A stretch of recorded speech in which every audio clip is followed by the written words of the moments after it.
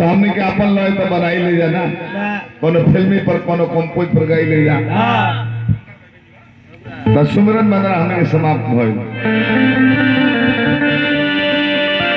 एगो हमारा लय फिल्म के याद पड़ल बा, बड़े पुरान धुन रहे अजीत बबुआ। तो हरी पहला में बड़ी मार खात रहला स्टेज पर कोखो वाली है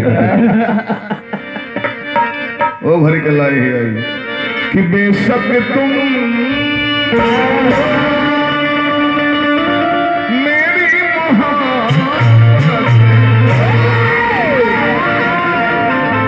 यही लाइन में माता रानी के सुमरन हम गाई लग जा।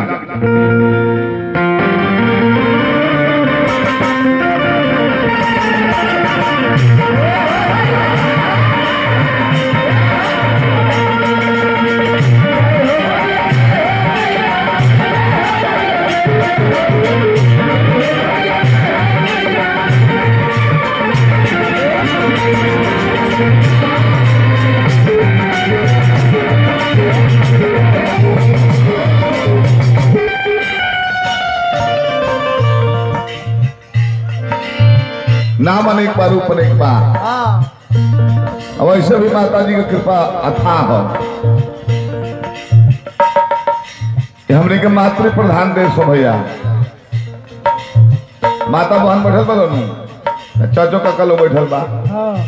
ये मातृ प्रधान देश जब करब तो पहले सीता तब राम, पहले गौरी तब शंकर, पहले राधे तब श्याम, पहले लक्ष्मी तब नारायण, पहले माता का स्थान ऊंचा होला। मंदिर में भी जाइबो तो हमने के नाम पर का बा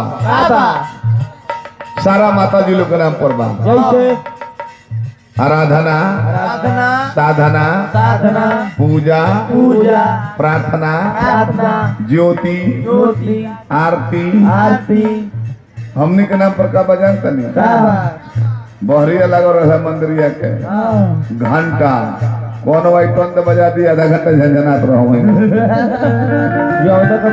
बजा का चल दी। सरदा भवानी